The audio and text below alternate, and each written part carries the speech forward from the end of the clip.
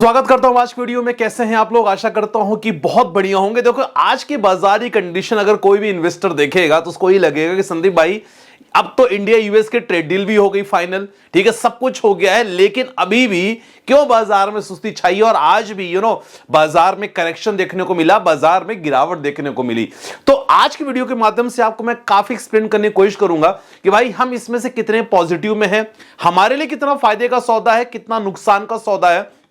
क्योंकि अगर विपक्ष की बात करें ना तो चारों तरफ यही न्यूज आ रही है। देखो, इंडिया ये आज तक की न्यूज है, उसमें क्लियर मेंशन किया है कि विपक्ष ने भी सवाल उठाया है कि भाई ये कोई फादर ऑफ ऑल डील्स नहीं है, इसमें हमें नुकसान हुआ है and that's a basic reason कि मार्केट में आपको लगातार गिरावट देखने को मिल रही है।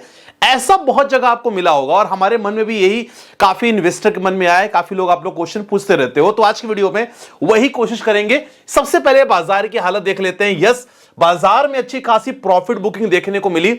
सेंसेक्स में 503 पॉइंट की गिरावट देखने को मिली। लेकिन माय डियर फ्रेंड्स, एक चीज मैं आपको बताना चाहूंगा, आज जरूर आपको 503 पॉइंट्स की गिरावट देखने को मिली, लेकिन मैं आपको बताऊं, जब ट्रेड डील फाइनल हुई थी हमने 2000 पॉइंट का तेजी देखने को हमने देखा था। और अगर पिछले 6 महीने का सेंसेक्स का रिकॉर्ड देखोगे ना सर, 2603 पॉइंट की तेजी सेंसेक्स में थी। 2603 में से ना केवल 2000 जो पॉइंट बढ़ा है वो रिसेंटली बढ़ा है। तो ये जो डील की बात कर रहे हैं ना, ये डील फिलहाल अगर हम सेंसेक्स का चार्ट देखते हैं तो हमारे लिए काफी पॉजिटिव है।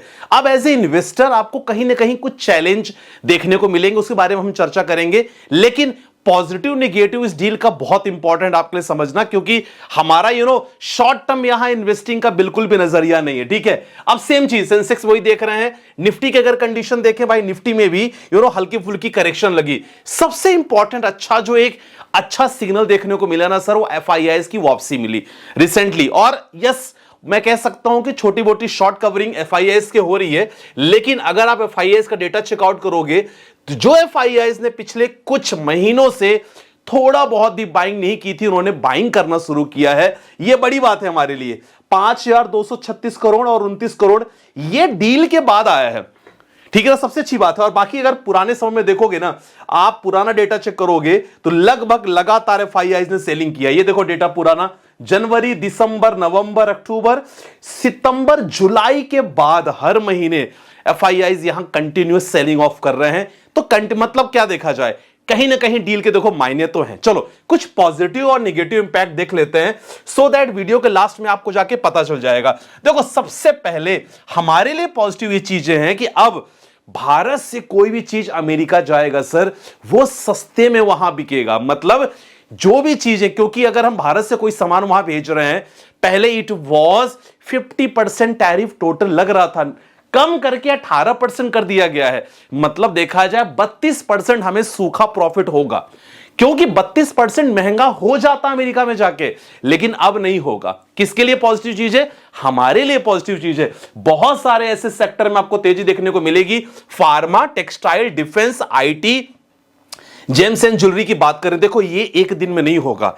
इन्वेस्टिंग में पैसा आपको एक दिन में नहीं मिल जाता। यही आपके पेशेंस लेवल की असली टेस्टिंग है। आप लोग कहते हो ना कि संदीप भाई हमने ये फंड में निवेश किया, रिटर्न नहीं दे रहा है। यस, कभी कभी उस फंड के अंदर स्टॉक्स की भी गलती होती है, लेकिन जब फंड अच्छा होता है तो वेट करना बहुत इंपॉर्टेंट होता है। आईटी को लेकर सबसे ज्यादा फायदा होने वाला है हमें। भाई साहब, $500 बिलियन की डील है ये, और ये इनका टारगेट 2030 तक इनको पूरा करना है। सपना बहुत बड़ा है। आईटी सेक्टर की बात किया जाए, 60% बिजनेस हमें वहीं से मिलता है। हमारी आईटी सेक्टर की कंपनियां मैक्सिमम डिपेंडेंट हम यूएस के साथ हैं। और आपने देखा होगा जब जब आईटी सेक्टर में गिरावट होती है, निफ्टी धड़ाम हो जाता है। सोचो कितना इंपॉर्टेंट है हमारे लिए डील। आप समझ रहे होगे ना, तो इंतजार आपको करना पड़ेगा। 32% डिस्काउंट हमें मिल रहा है, इससे क्या फायदा होगा? फायदे की बात, रेवेन्यू ग्रोथ होगा कंपनी का, हमारा प्रॉफिट हमारा ग्रोथ होगा, सेल्स हमारी ग्रोथ होगी। बहुत सारे सेक्टर, फार्मा, डिफेंस, मैंने ऑलरेडी आपको बता दिया है कुछ इंपॉर्टेंट पॉइंट। लेकिन बाजार को पता है क्यों चिंता है? जैसे आप लोग को चिंता है, छोटे छोटे इन्वेस्टर को चिंता है, बाजार और एफआईआईज को 2-3 चीजों की चिंता है। मैं आपको ही बताना, क्योंकि पॉजिटिव नेगेटिव दोनों आपसे शेयर करना है। देखो, सबसे इंपॉर्टेंट चीजें हैं। अब इसमें हमने डील तो की है, एग्रीमेंट साइन नहीं हुआ है। अभी एग्रीमेंट साइन नहीं हुआ है, यह जरूर एक छोटा सा ड्रॉबैक है। अब साइन ना होना मतलब हो सकता है कुछ और चेंजेस उसमें हो, करेक्ट, पहली बात। और एग्रीकल्चर इक्विपमेंट्स को लेके खासकर अमेरिका से काफी चीजें जो भारत में, क्योंकि भारत ने भी ना अमेरिका को इतना एक जगह दे दी है कि भाई ठीक है, आप एग्रीकल्चर प्रोडक्ट्स वगैरह, इक्विपमेंट्स वगैरह आप इंडिया में सेल आउट कर सकते हो, इसमें हम आपको टैरिफ कम कर देंगे। ये बात तो हुई है। अब इससे क्या होगा, जो भारतीय किसान है ना उसमें थोड़ा सा जरूर कंपटीशन आ जाएगा, वहां थोड़ा सा कंपटीशन माहौल जरूर हो जाएगा, क्योंकि कुछ प्रोडक्ट्स अमेरिका के रहेंगे, ये तो है, ये ओपन है, जो थोड़ा सा रिस्की जरूर है। तो एग्रीकल्चर प्रोडक्ट्स को लेकर एंट्री इंडिया में ये इंपॉर्टेंट, एक बाजार को भी चिंता है और एफआईआई की भी चिंता है, ठीक है। दूसरा इंपॉर्टेंट है कि भैया अगर ये डील नहीं होती है ना तो इंडिया यूएस का जो रिलेशनशिप है वो भी हैम्पर्ड हो जाएगा, अगर मान लो इन दैट केस नहीं होती है तो। तीसरा इंपॉर्टेंट चीज देखो, यूएस ने भी कहा है कि भैया आप ना जो कच्चा तेल है रशिया से खरीदना थोड़ा आपको कम नहीं बंद करना होगा। और आपको मैं बता दूं, सबसे ज्यादा हमें सस्ता जो क्रूड ऑयल मिलता है वो रशिया से ही मिलता है, ठीक है। अब उनका ये कहना है कि भैया ठीक है, तुम रशिया से ना करके ना वेनेजुला से लो, और वेनेजुला पे हमारा ज्यादा हमारा ज्यादा कंट्रोल रहेगा। तो ऐसा अमेरिका का है। अब इस पे भारतीय सरकार का क्या रिएक्शन होता है लॉन्ग टर्म में, यह तो इंपॉर्टेंट बात होगी, क्योंकि हम रूस से भी अपना कोई भी रिश्ता खराब नहीं करना चाहते हैं, तो बीच का रास्ता कहीं ना कहीं निकलना पड़ेगा। एग्रीमेंट साइन नहीं हो, मैंने आपको बता दिया है। और भाई ट्रंप का मूड आपको पता है कि भाई स्विंग करता है, इसके बंदे का मूड बिल्कुल स्विंग होता है, कुछ कहा नहीं जा सकता है। This is the negative point. ये बाजार को चिंता है और इसीलिए आपको रोज ना छोटी मोटी प्रॉफिट बुकिंग देखने को मिल रही है। सर ये अपॉर्चुनिटी है भाई साहब, मैं आपको बता दे रहा हूं बार बार। कल जो अपना आरबीआई की कल मीटिंग है मॉनिटरिंग पॉलिसी, अगर रेपो रेट कम होता है तो अगेन मार्केट बूस्ट करेगा। हालांकि उम्मीद लग रही है कि नहीं होगा, क्योंकि ऑलरेडी हमने रेट बहुत कम कर दिया है, तो देखते हैं कल। लेकिन सर ये अच्छी अपॉर्चुनिटी, मैं आपसे बार बार कह रहा हूं, एक बार ये सब आपने झेल लिया ना, फिर आने वाले समय बहुत अच्छी अपॉर्चुनिटी आपको मिलने वाली है। फायदा बहुत है, ये नेगेटिव चीज तो ठीक है, फायदा बहुत इंपॉर्टेंट क्या है देखो, 32% मैंने बता दिया डिस्काउंट, इंपोर्टिंग में कपड़े हो गए, इलेक्ट्रॉनिक्स हो गए, मेडिसिन में हमें 32% डिस्काउंट, मतलब वो हमारा अल्टीमेटली प्रॉफिट होगा, सिंपल सी बात है। और बाकी चीजें हैं, 500 बिलियन जो अपना बिजनेस हो सकता है आने वाले समय में, बहुत अच्छा होगा हमारी ग्रोथ के लिए, इकोनॉमी के लिए, आईटी सेक्टर को बूस्ट मिलेगा। और सबसे अच्छी बात है भैया, चाइना पे 34% का टैरिफ लगा है, समझ गए ना। यहां अगर बांग्लादेश की बात करें, वियतनाम की बात करें, 20% टैरिफ लगा, इनसे कंपेयर करें तो हमारा टैरिफ अभी काफी कम है। अब इंपॉर्टेंट एक न्यूज आई है सर एचएल को लेके कि भैया एचएल में आज गिरावट क्यों है। एचएल में अगर आप एचएल का पिछले 5 साल का डेटा देखोगे, बढ़िया रिटर्न एचएल ने दिया है। डिफेंस सिस्टम की, डिफेंस सेक्टर की वन ऑफ द बिगेस्ट और स्ट्रॉन्ग कंपनी है। रिकमेंडेशन नहीं दे रहा हूं, स्टडी पर्पस के लिए देख सकते हो। अच्छा इसका अगर आप इसका फंडामेंटल चेकआउट करोगे, फंडामेंटल बहुत अच्छा है। ग्रोथ की बात करेंगे तो देखो अलग अलग जितने भी ब्रोकर हाउस होते हैं ना, तो कुछ ना कुछ रेटिंग्स दे देते हैं।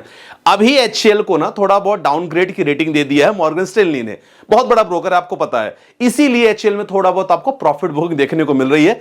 लॉन्ग टर्म में एचसीएल का भविष्य मुझे तो ठीक ठाक लगता है, आपको कैसा लगता है कमेंट सेक्शन में मेंशन करना। चलो कुछ आपके कमेंट ले लेते हैं, जैसे लोग परेशान रहते हैं अपने कमेंट करते हैं। संदीप भाई quant large and mid cap के बारे में बता दीजिए, 2 साल से नेगेटिव रिटर्न है, लमसम किया था 1 लाख।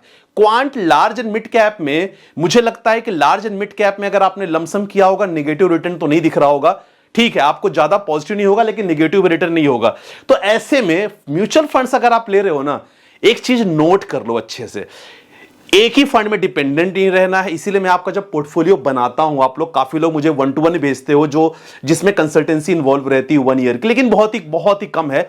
तो मैं आपको क्या कहता हूं कि भैया आपका पोर्टफोलियो डाइवर्सिफाई रखो, combination of small cap, mid cap, flexi cap, अब तो मैंने मल्टी एसेट्स भी डालना चालू कर दिया है।